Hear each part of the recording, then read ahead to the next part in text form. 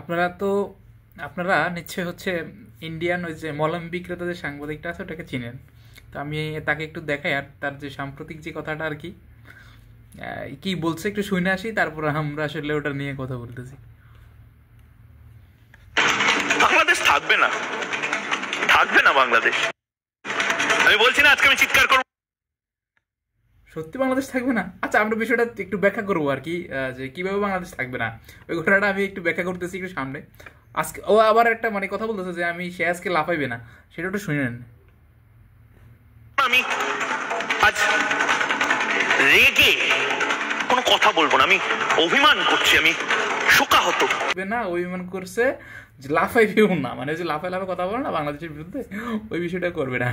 আর কথা হচ্ছে সে বলছে যে আমার বাংলাদেশ থাকবে না, সেই যে বিষয়টা সে বাংলাদেশ রাখবে না এই বিষয়টাকে ব্যাখ্যা করছে। আমি লাফাবো না, বিশেষ করে ভাই আমি লাফাবো না, আমি জাস্ট তোকে কম্পিউটার স্ক্রিনের মাধ্যমে দেখাই দেবো আমি তোর কিভাবে ইন্ডিয়া খাই দিতে পারি। ঘটনা বুঝছোস? আমি কিন্তু লাফাই দিছি না, আমি কিন্তু এই তুই খালি ওয়েট কর আর দেখে থাক, বুঝলেন বুঝছোস? ওকে দেখ এখানে, হ্যাঁ, দক্ষিণ এশিয়ার মানচিত্রটা আছে। আর দর্শক আপনারাও দেখেন, বা আমার যারা শিক্ষার্থী আছো তারাও একটু দেখো।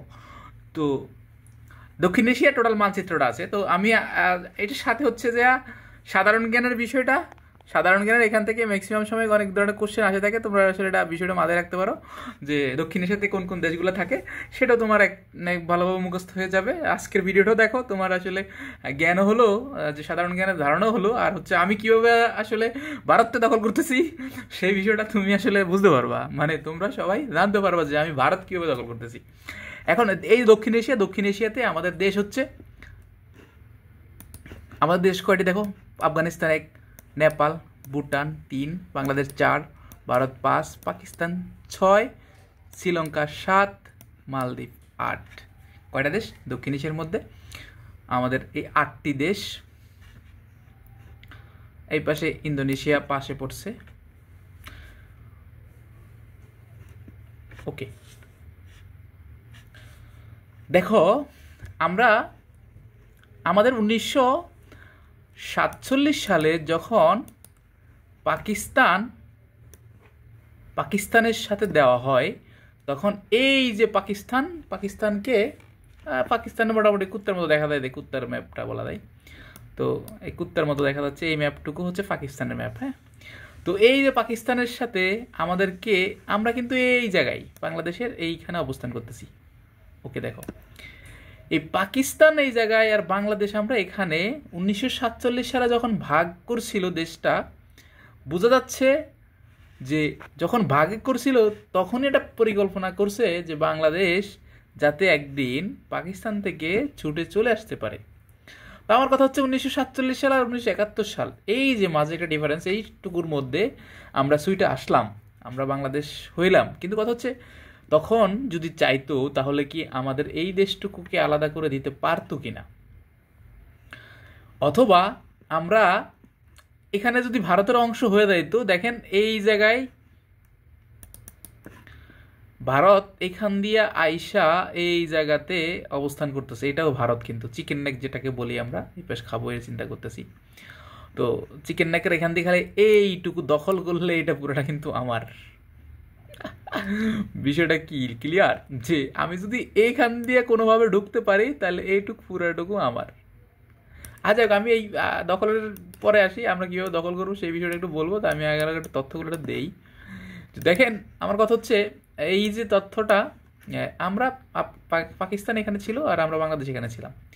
তো তখন বাংলাদেশে 7 কোটি 7.5 কোটি মানুষ ছিল, এরকম একটা তথ্য হচ্ছে যে দেওয়া হয়, বা আমাদের ওই মুক্তিযুদ্ধকালীন ইতিহাস থেকে আমরা 7 কোটি মানুষের একটা গল্প শুনি, যে 7 কোটি মানুষের প্রতিনিধি বঙ্গবন্ধু শেখ মুজিবুর রহমান হয়েছিল। তো 7 কোটি মানুষ এখানে ছিল, আমরা 7 কোটি থেকে আজকে 20 কোটি হয়েছি।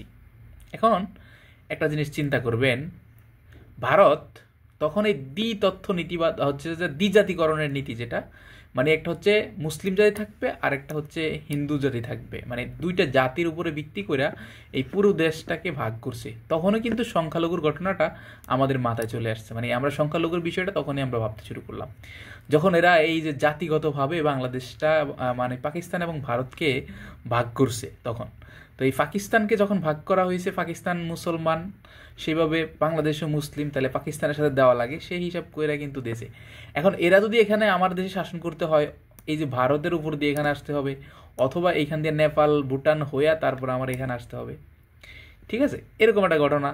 বা এইখান থেকে এই যে এইখান দিয়ে আইসা আস্তে আস্তে আস্তে এখানে দখল করতে হবে। তো যেভাবে হোক না কেন তাদের জন্য একটা দীর্ঘ পথ পাড়ি দিয়ে আমাদের দেশে আসা পসিবল হয়। তো বিশেষ করে যে এই স্বাধীনতার বিষয়টা পরবর্তীতে আমাদের যে ঘটনাটা ঘটে, এখানে যে ঘটনাটা ঘটছে, এখন একটা জিনিস দেখবেন, আপনি বাংলাদেশের উত্তর অঞ্চলে অবস্থান করতেছেন, আর হচ্ছে এটা হচ্ছে বাংলাদেশের রাজধানী। তো আপনি এই যে রাজধানীর মতো যদি সুযোগ সুবিধা চান অবশ্যই পাবেন না। যাই হোক, এটা যখন আমরা ভাগ হয়েছে, আমাদের উপরে নির্যাতন চালানো হয়েছে, পাকিস্তানের নির্যাতন করছে, সে বিষয়ে আমাদের হচ্ছে আমরা স্বাধীন হয়ে গেলাম, একটা বিষয় চলে আসলো। কথা হচ্ছে এই যে ভাগটা, তখন কিন্তু ওরা চাইলেই আমরা কি করতে পারতাম, তখনই 1947 সালে আমরা আলাদা হয়ে যেতে পারতাম। কেন তখন এই যে এগুলা তো হয়েছিল, এই যে নেপাল ভুটান এগুলো আলাদা হয়েছিল না, ছোটো ছোটো জায়গা, তাহলে এটুকু বাংলাদেশ হলে কি সমস্যা ছিল একটু? তার মানে পরিকল্পনা ছিল আমরা আমাদেরকে পাকিস্তান থেকে যুদ্ধ করে বের হতে হবে, সেখানে ভারত আমাদের সাহায্য করবে, তারা পাকিস্তানের উপর একটা প্রভাব বিস্তার করার জন্য ইজ এ টার্গেট। 1947 সালে এই টার্গেটটা করছে, এটা একটা টেররিস্টের মতো। মানে এই যে ভূমি নিয়ে যেই বাদাবাদ আমাদের দেশে হয়, বাবার জমি বা সম্পত্তি নিয়ে এই বাদ বা বাদাবাদ, এই যে এখান থেকে আমাদের এই চিন্তাটা 1947 সালে এই চিন্তাটা কইরা এরা বাংলাদেশকে পাকিস্তানের সাথে দিছে। ইভেন আমি যদি বলি ভারতের সাথে যদি আমাদেরকে থাকতো, বা আমরা যদি ভারতের সাথে থাকতাম, তাহলে এই যে সংখ্যালঘু একটা বিষয়, ভারত কিন্তু এটাকে প্রোপাগান্ডা বা এইভাবে চালাইতে পারতো না। তো এই যে বাংলাদেশ এখন যদি এটাকে সাথে থাকতো ভারতের সাথে, সমস্যা তো দেখি না আমি। ভারতে তাহলে মুসলিম যে নিধনের একটা ঘটনা আমাদের ঘটতেছে, ভারতে 120 কোটি মানুষ বা 100 কোটি মানুষ, 120 কোটি মানুষের মধ্যে 20 কোটি মুসলমান, 20 কোটি মুসলমান হওয়াতে সংখ্যাগরিষ্ঠতার দিক দিকে তারা 20% মতো পরে, 20 বা সামথিং এর পরে, তো সেখানে এবার কম পড়তেছে, তারা সংখ্যালঘু হয়ে গেছে। মুসলমানরা তারা সংখ্যালঘু বানাই ফেলাইছে ভারত যখন। তারপরে যে সংখ্যালঘুর বিষয়টা, ভারত যখনই হচ্ছে যে যেহেতু আপনি দ্বিজাতিকরণের সাথে ভাগ করছেন, তখন আপনি উচিত ছিল কি বাংলাদেশ থেকে সকল হিন্দু আপনার কাছে নিয়ে যাওয়া, পাকিস্তান থেকে সকল হিন্দু আপনার কাছে নিয়ে যাওয়া, তারপরে হচ্ছে যে আপনার কাছে যত মুসলমান আছে তা পাকিস্তান এবং বাংলাদেশে পাঠিয়ে দেওয়া। তাহলে তো আজকে যে সংখ্যালঘুর হিসাব নিয়ে আপনারা বিভিন্ন ধরনের কথা বলে ওরা, তো সেটার করতে পারতো না। এই যে এগুলা কিন্তু গভীর পলিটিক্স, এগুলা যখন 1947 সালে এগুলো তৈরি করে গেছে তারা, যারা হচ্ছে ভারতের নীতি নির্ধারক ছিল, তাদের প্ল্যান দীর্ঘ, কিন্তু এরা এটা বুঝতে সবারই কঠিন হয়েছে, মানে অনেক সময় লেগে গেছে বাংলাদেশ কোন আর পাকিস্তান কোন। তো যেটার বিষয়, তো এই বিষয়টা যে যদি করতো আর কি, তখন তো করতে পারতো। এখন আমরা যদি পাকিস্তানের সাথে ভারতের সাথে থাকতাম, তাহলে কিন্তু আজকে যে ভারতে যে আমার ভাই বোনের মারছে বা মারতাছে, এই বিষয়টা ঘটতো না। কীভাবে ঘটতো না? দেখেন, আমরা বাংলাদেশে এখন বর্তমানে 20 কোটির মতো মানুষ, 17-18 কোটি 20 কোটি মানুষ আছি। তো ওখানে আছে আরও কয় কোটি? 20 কোটি। তাহলে আমরা টোটাল মিলে কয় কোটি দাঁড়াতাম? 40 কোটির মতো। তাহলে 40 কোটি হইলে আমরা প্রায় 40%-এর মতো বা 35%-এর মতো একটা মানুষ আমরা ওইখানে সংখ্যাগরিষ্ঠতায় আসি। আর হিন্দুরা বাকি কয় পার্সেন্ট? 50% আছে, বাকি অন্যান্য জাতিরা 10% আছে। তখন কিন্তু এই প্রভাবটা বা বিস্তারটা খাটাইতে পারতো না। এই যে প্ল্যান, তাদের যে মুসলিম নিধনের পরিকল্পনা, আমরা ভারত শত্রু না কেন? আমার কিছু ভাই আছে, আমার কিছু বন্ধু আছে, ভারতকে আমরা শত্রু কেন ভাববো? আমি কেন শত্রু ভাববো না? যেখানে আমার ধর্মের ক্ষতি হচ্ছে, আমার ইসলামের ক্ষতি হচ্ছে, আমি রাষ্ট্রীয়ভাবে চিন্তা করতেছি না, আমি রাজনৈতিকভাবে চিন্তা করতেছি না, আমার ধর্মের বা আমার ইসলামের ক্ষতি হচ্ছে, তাকে আমি কিভাবে সাপোর্ট করতে পারি? তো বলতে পারেন যে 1971 সালে বন্ধুত্বের শিকার, হ্যাঁ, সেটাতে তারা যে ফল নিয়ে গেছে সেটা তো নিছেই, তারা ওই বইলে কি আমি তাকে ওইভাবে হচ্ছে যে করবো। এখন কথা হচ্ছে আমি একটু মজার কাহিনীতে আসি, যেটা হচ্ছে আমরা দখল করবো আর কি, ভারতকে দখল করবো, এবার চিকেন নেক দখল করবো। ওকে, এবার তাহলে এই জায়গাটাতে টেকনাফ বা হচ্ছে যে এই পাশটায় এটা হলো মায়ানমারের অঞ্চল, এখানে আমরা চট্টগ্রাম পাই। এই যে চট্টগ্রামের এইখানের কিছু অংশ এই চট্টগ্রামের, আর এখানে ব্রাহ্মণবাড়িয়ার মানুষ থাকে, হ্যাঁ, বা হচ্ছে যে এই কি বলে ফেনীর মানুষ থাকে, নোয়াখালীর মানুষ থাকে।